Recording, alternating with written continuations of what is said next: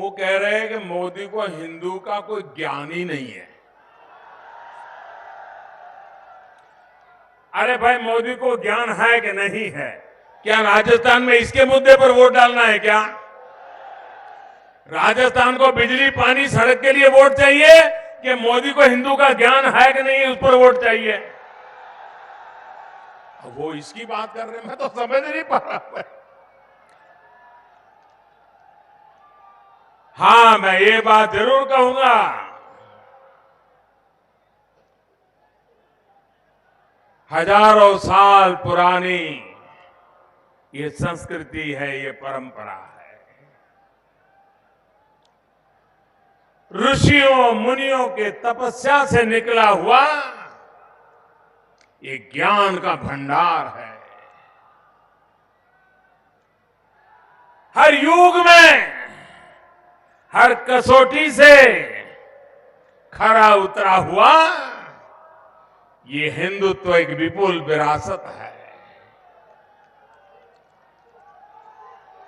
और ये हिंदुत्व, ये हिंदू का ज्ञान इतना अगाध है, इतना अगाध है, इतना विशाल है, इतना चिर पुरातन है, इतना चिरंजीव है, ये इतना हिमालय से भी ऊंचा है, समंदर से भी गहरा है।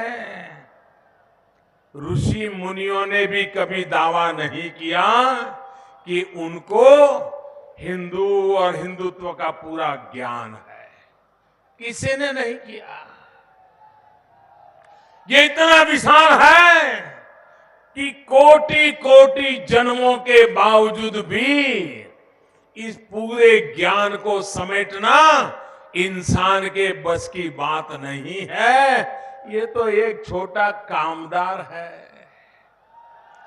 ये मोदी तो ऐसा कामदार है, मैं इस अगाध ज्ञान का भंडार मेरे पास है, ऐसा दावा कभी नहीं कर सकता हूं।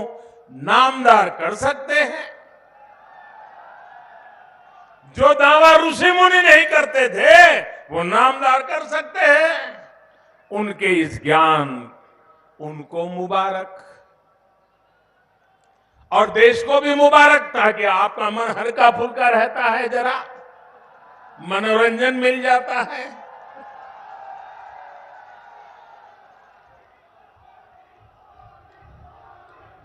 भाइयों बहनों,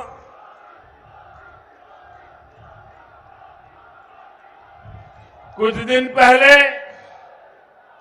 उनके एक नेता ने सनातन धर्म पर ही सवाल उठा दिए।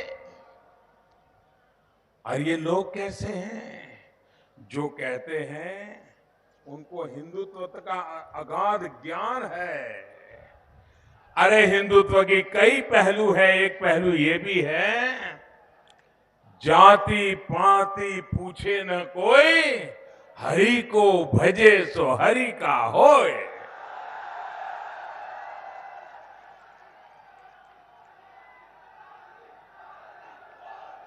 ये हिंदुत्व की एक परिभाषा छोटी सी, छोटा आदमी, गांव का आदमी बता देता है।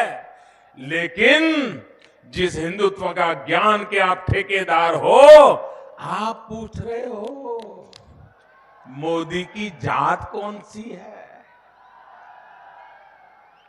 ये कहां से हिंदू सीख करके आए हो भाई? ये कहां से हिंदुत्व का ज्ञान लाए हो? भाइयों बहनों, जो लोग हमें हिंदुत्व की बात करते हैं, मैं जरा उनसे पूछना चाहता, और कांग्रेस को अच्छा लगे बुरा लगे, एक परिवार ने 4 पीढ़ी तक राज किया है, और इस परिवार ने हजारों साल तक ये 4 पीढ़ी के कारनामों का जवाब देना ही पड़ेगा। बच नहीं सकते वो।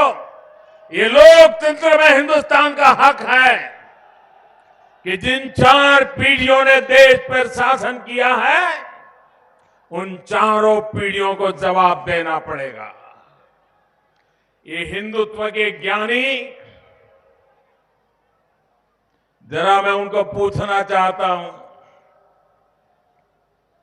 देश आजाद हुआ,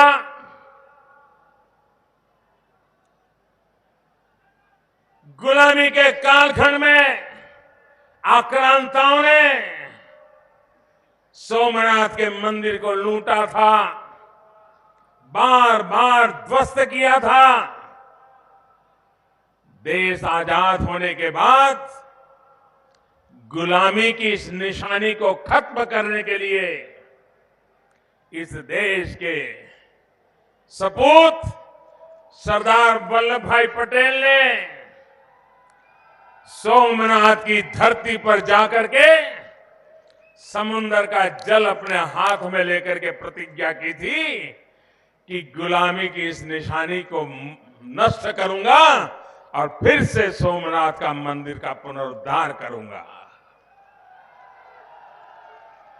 मैं ये हिंदुत्व के ज्ञानी को पूछना चाहता हूं कि जब सरदार वल्लभ भाई पटेल ने सोमनाथ के मंदिर के पुनर्निर्माण का संकल्प किया था, तब देश के पहले प्रधानमंत्री और आप ही की परिवार की पुरानी पीढ़ी के महारथी, उन्होंने सोमनाथ मंदिर के संबंध में क्या रुख अपनाया था, वो क्या हिंदुस्तान नहीं जानता है क्या? आप हमें हिंदू सिखाने आए हो? अरे इतना ही नहीं, आज हिंदुस्तान गर्व के साथ भारत के प्रथम राष्ट्रपति डॉक्टर राजेंद्र बाबू का जन्मदिन मना रहा है।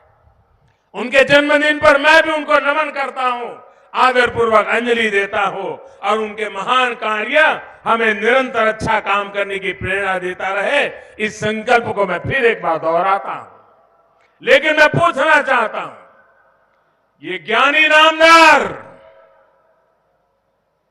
हिंदुत्व का इतना अगाध ज्ञान आपके पास है, जरा ये तो बताइए, जब सोमनाथ का पुनर्निर्माण हो गया, सरदार साहब ने अपने बलबूते पर कर लिया, उस समय के प्रधानमंत्री का विरोध होने के बावजूद भी कर दिया, लेकिन जब राजेंद्र बाबू उसकी प्राण प्रतिष्ठा के लिए जा रहे थे, तब जिस हिंदुत्व के ज्ञान की चर्चा कर रहे हो, आप ही के परिवार के उस समय के प्रधानमंत्री ने डॉक्टर राजेंद्र बाबू का गुजरात सोमनाथ जाने का घोर विरोध किया था। वो कौन सा हिंदुत्व था आपका? वो कौन सा ज्ञान था हिंदू का आपका? मोदी ने तो कभी दावा नहीं किया है। हम तो एक ऐसे सामान्य परिवार से आए हैं, हम किसी ज्ञान का दावा कभी कर नहीं सकते, लेकिन हम इस बात का दावा कर सकते हैं कि 125 करोड़ देशवासी ज्ञान का भंडार है और वही मेरा रिमोट कंट्रोल है, वही मुझे चलाता है और इसलिए मैं सही रास्ते पर चलता हूं।